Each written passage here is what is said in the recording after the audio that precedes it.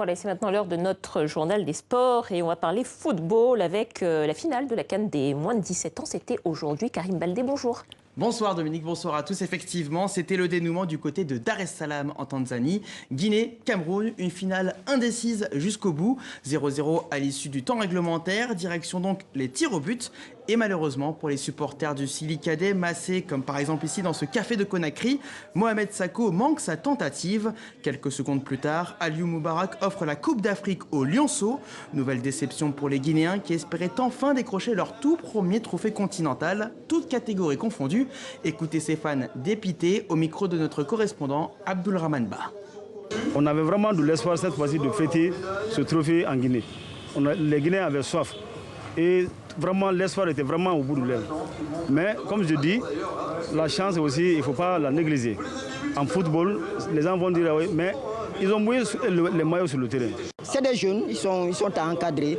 Et malgré tout ça, nous sommes encore en Coupe du Monde. Nous sommes en Coupe du Monde.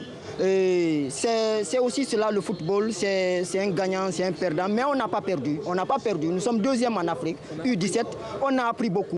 Voilà, bravo à eux quand même. Donc désarroi en Guinée, un petit peu quand même. Et puis joie et fierté dans le camp d'en face. Et oui, le Cameroun remporte sa deuxième CAN U17 après l'édition 2003. Cette année-là, Momo Epandé-Gilbert était le capitaine de l'équipe. Voici sa réaction à chaud sur le plateau de la télévision nationale CRTV.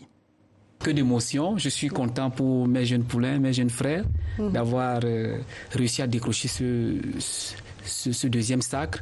Comme c'était difficile, ça n'a pas été facile. Félicitations, c'est de bon augure pour le football camerounais, une fois de plus, avec des échéances qui arrivent, même si beaucoup reste à faire. On reste dans le football, Karim, et là vous allez nous parler de la Coupe de la Confédération. Exactement, après la Ligue des Champions vendredi et hier, place aux demi-finales de la deuxième compétition interclub africaine. Vous voyez les résultats. En début de soirée, le CS Sfaxien a pris une belle option. Victoire du club tunisien 2-0 aux dépens des Marocains de la Renaissance sportive de Berkane. Actuellement, Zamalek affronte l'Étoile du Sahel. Il y a 1-0 et il reste à peu près 10 minutes à jouer. Les matchs retour sont prévus dimanche prochain. Bon, on va revenir sur l'incroyable victoire de Rennes en Coupe de France. Rennes qui s'est imposé notamment grâce à ses joueurs africains.